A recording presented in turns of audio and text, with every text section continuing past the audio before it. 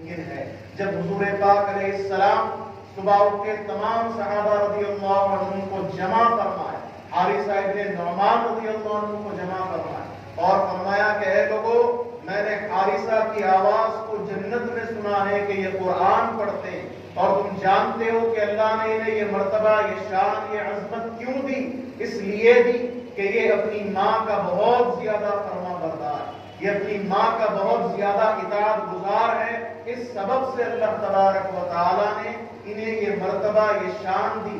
تو جن کے والدین باحیات ہیں، اللہ انہیں باحیات رکھے، صحت مند رکھے، ہماری یہ دعا ہے۔ چاہیے ان کو کہ وہ اپنے والدین کی قدر کرے، ان کی دعائیں لے، ان کے ساتھ حسن سلوک کا معاملہ کرے۔ حضرت سیدنا بایزید بستامی رحمۃ اللہ تعالی علیہ فرماتے ہیں کہ ہر رات میں اپنی والدہ سونے تک ان کے قریب بیٹھتا اور اس کے بعد پھر جا کر رات میں عبادت میں مصروف ہو جاتا۔ فرماتے ہیں کہ رات نہ جانے والدہ کا مزاج کیسا تھا، انہوں نے کہا کہ بیٹے آج رات بھر یہی بیٹھنا ہے آپ کو میرے پاس، اور اپنا سیدھا ہاتھ دے دینا، میں اپنا سر آپ کے سیدھے ہاتھ پر رکھ کر سو جاؤں گی، اور آپ کے بائیں ہاتھ سے میرا سر سہلاتے رہنا تاکہ میں آرام سے سو جاؤں اور اٹھ کے نہیں جانا ہے۔ تو حکم کی تعمیل کی والدہ کی، مگر فکر تھی کہ آج رات کی عبادت کا کیسا ہو، لیکن والدہ کے حکم کو آپ نے ترجیح دی اور اپنا ہاتھ ان کے سر کے نیچے رکھا، وہ لیٹ گئی، ہاتھ پر سو گئی، اور فرماتے ہیں رات گزری تقریباً اتنی دیر میں، کیونکہ ذکر کی عادت تھی، عبادت کی عادت تھی، فرماتے ہیں 7000 مرتبہ میں نے سورہ اخلاص یعنی قل هو اللہ احد کا مکمل سورہ 7000 مرتبہ اتنے وقت میں نے پڑھا۔ آپ کو سن کر حیرت ہوگی، مفسرین لکھتے ہیں کہ جو شخص روز اپنے گھر میں جتنے بار بھی داخل ہو، 10 بار 15 بار باہر سے آتا ہے، گھر میں داخل ہوتا ہے، تو وہ سلام کرے گھر والوں کو اور اس کے بعد ایک مرتبہ کم از کم سورہ اخلاص قل هو اللہ احد کا سورہ پڑھے، اس کی برکت سے اللہ تعالیٰ اس کے گھر میں برکتیں عطا فرمائے، گھر میں برکتیں ہوں گی۔ چھوٹا سا کام ہے، گھر میں داخل ہو، سلام کریں، سورہ اخلاص ایک بار پڑھ لیں، اس کے بعد دیکھیں کہ اللہ تبارک و تعالیٰ آپ کے گھر میں برکتوں کو نازل فرمائے۔ تو مختصر یہ فرماتے ہیں کہ 7000 مرتبہ میں نے سورہ اخلاص پڑھا۔ جیسے ہی فجر کی اذان کی آواز آئی، قریب مسجد سے میری والدہ بیدار ہوئی اور میں نے اپنا ہاتھ ان کے سر سے ہٹا لیا۔ خیر دن میں میرے ساتھ یہ معاملہ ہوا کہ وہ ہاتھ سن ہو گیا، جیسے ہم بھی بیٹھے رہتے پیر میں سن پنا آ جاتا، تو فرماتے ہیں کہ ہاتھ سن ہو گیا، کام نہیں کر رہا تھا میرا ہاتھ، پورا دن اسی طرح گزر گیا۔ میں نے سوچا شاید تھوڑی دیر بعد ٹھیک ہو جائے۔ دوسرا دن آیا، وہ والدہ ہیں، وہ غور کر رہی تھی، کل سے اس ہاتھ سے بچہ کوئی کام نہیں کر رہا، کوئی چیز پکڑ لا نہیں، غور کر رہی تھی۔ دوسرے دن انہوں نے کہا کہ کیا بات ہے، آپ اس ہاتھ سے کام نہیں کر رہے؟ تو میں نے سنایا کہ پرسوں رات جو میں آپ کے سر کے نیچے ہاتھ رکھا تھا، اس کے سبب معاملہ یہ ہو گیا کہ یہ ہاتھ سن ہو گیا، میرا میں کام نہیں کر سک رہا۔ تو والدہ نے اپنے ہاتھ اٹھائے آسمان کی طرف، اللہ سبحانہ و تعالیٰ سے دعا کی کہ اے پروردگار، یہ میری اطاعت اور فرما برداری میں تھا، میں اس سے راضی ہوں، اس سے صحت عطا فرما۔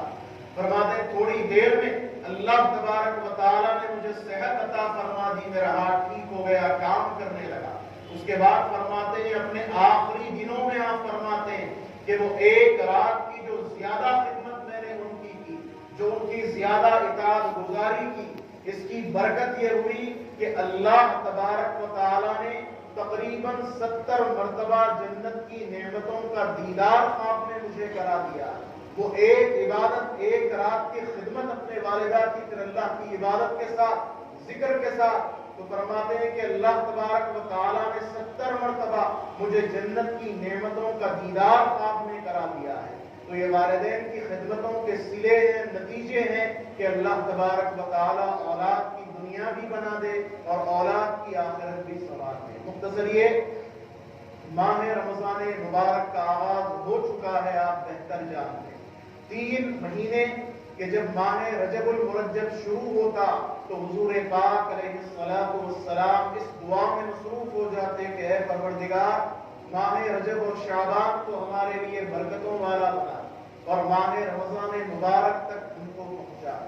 ہمارے سلف صالحین رحمہ اللہ کا یہ معمول رہا کہ وہ 6 مہینے دعا کرتے کہ اے پروردگار، ماہ رمضان مبارک ہم کو نصیب کر دے۔ جب وہ ماہ رمضان مبارک گزار لیتے، اس کے 6 مہینے تک دعا کرتے کہ اے پروردگار ہم نے جو اس مہینے میں عمل کیا اسے قبول فرما، اس عمل کو قبول کر لے۔ تو انہوں نے اس بات کا درس دیا کہ بندہ عمل کرتا ہے بہتر ہے، مگر اس کے قبولیت کی دعا اللہ سبحانہ و تعالیٰ سے کرتا رہے کہ وہ پروردگار ہم سے ہمارے اس عمل کو قبول بھی کر لے۔ پتہ نہیں کتنی کوتاہیاں ہوئی، کتنے ہم سے جو ہے غلطیاں عبادات میں ہوئی۔ مختصر یہ کہ پھر اس کے بعد شعبان المعظم کا مہینہ گزرا۔ یہ وہ مہینہ کہ جس میں اللہ تبارک و تعالیٰ نے سورہ احزاب کی آیت نمبر 56 یعنی ان اللہ و ملائکتہ یصلون علی النبی، جو ہم پڑھتے ہیں درود پاک، درود بھیجنے کا حضور پاک علیہ السلام پر جو حکم نازل ہوا کہ نبی پاک علیہ السلام پر درود بھیجو، تو یہ حکم شعبان المعظم کے مہینے میں نازل ہوا۔ اسی لیے شعبان المعظم کو خصوصی نسبت حاصل ہے درود پاک سے کہ درود پاک اس مہینے میں پڑھا جائے، ہر دن ہر لمحہ پڑھا جائے کہ وہ حضور پاک علیہ السلام کے قرب کا ذریعہ ہے، حضور پاک علیہ السلام کے قریب ہونے کا سبب ہے۔ حضرت ابو بکر بن یحییٰ بن مجاہد رحمۃ اللہ فرماتے ہیں کہ ایک مرتبہ بیٹھے ہوئے تھے وہ اپنے شاگردوں کے ساتھ، اتنے میں حضرت ابو بکر شبلی رحمۃ اللہ علیہ تشریف لاتے ہیں، اور جیسے وہ تشریف لائے حضرت ابو بکر بن مجاہد رحمۃ اللہ علیہ اٹھے، ان کے قریب گئے، ان کے جو ہے مصافحہ کیا اور ان سے گلے ملے، ان کی پیشانی کو چھوا۔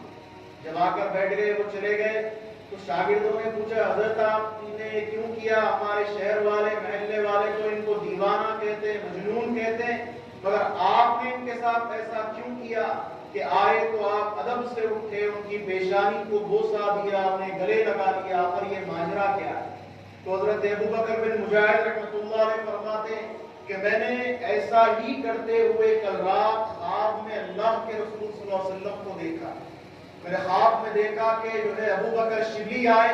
اور اللہ کے رسول صلی اللہ علیہ وسلم آ کر ان کی پیشانی کو بوسہ دیتے ہیں اور انہیں اپنے گلے سے لگا لیتے ہیں۔ میں نے دیکھا، اسی لیے میں نے ایسا کیا، اور میں نے عرض کیا خواب میں اے اللہ کے رسول صلی اللہ علیہ وسلم، یہ وہ شخص جنہیں ہمارے شہر میں دیوانہ مجنون کہتے ہیں لوگ، اور آپ ان کی اتنی عزت کرتے ہیں اس شخص کی، تو اللہ کے رسول صلی اللہ علیہ وسلم نے فرمایا کہ ابو بکر ان کا معاملہ یہ ہے کہ یہ بندہ ہر فرض نماز کے بعد ایک مرتبہ لقد جاءکم رسول من انفسکم، جو آیت سب یاد ہے، تقریباً سبھی کو یاد، فرماتے ہیں حضور پاک علیہ السلام کے ہر فرض نماز کے بعد وہ یہ آیت پڑھتا ہے اور فوراً 3 مرتبہ مجھ پر درود بھیجتا ہے۔ روز کا 5 نمازوں کا اس کا یہی معمول ہے۔ اس کے سبب آج اس کو اللہ نے ہمارا قرب عطا کیا کہ اللہ نے یہ فضیلت، یہ شان اس پڑھنے کی برکت سے ان کو دی ہے۔ تو شعبان المعظم کا مہینہ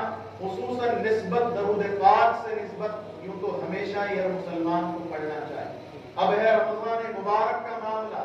شعبان کا آخری دن ہے، سن 2 ہجری کا معاملہ۔ حضور پاک علیہ السلام نے تمام صحابہ رضی اللہ عنہم کو اکٹھا کیا، جمع کیا اور خطبہ عنایت فرمایا، اور آپ نے فرمایا کہ اے لوگوں،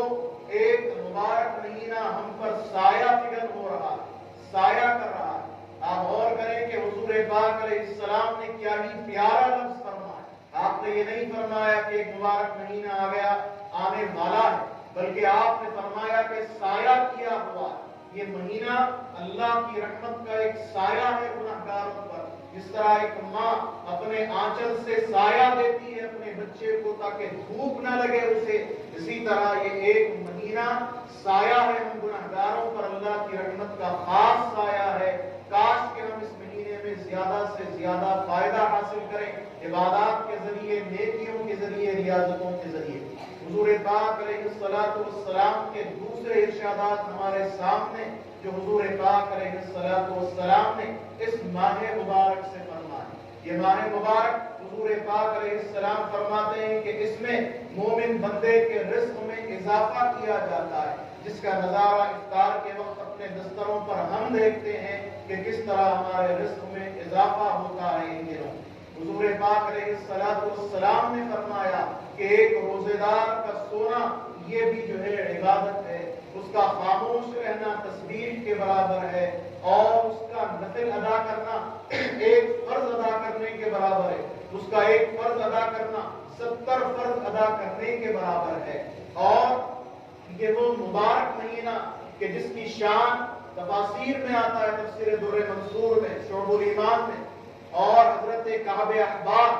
رضی اللہ تعالیٰ عنہ اس روایت کے راوی ہیں، وہ بیان کرتے ہیں کہ ایک مرتبہ اللہ تبارک و تعالیٰ نے حضرت سیدنا موسیٰ علیہ السلام پر وحی نازل کی، کلام فرمایا۔ موسیٰ علیہ السلام ہی کا انتخاب اس لیے ہوا تمام انبیاء اور رسول علیہ السلام کو چھوڑ کر کہ ایک موقع پر آپ نے تمنا کی تھی، جب آپ نے سنا ہمارے پیارے نبی علیہ السلام کی فضیلت، آپ کی امت کی فضیلت، تو آپ نے اس وقت یہ تمنا کی تھی اللہ سبحانہ و تعالیٰ سے کہ اے پروردگار مجھے محمد عربی صلی اللہ علیہ وسلم کا امتی بنا ہے۔ تو حضور پاک علیہ السلام کی امت میں آپ اور ہم ہیں، یہ بہت بڑی عظمت شان کی بات ہے، سابقہ امتوں پر انتہائی فضیلت کی بات ہے۔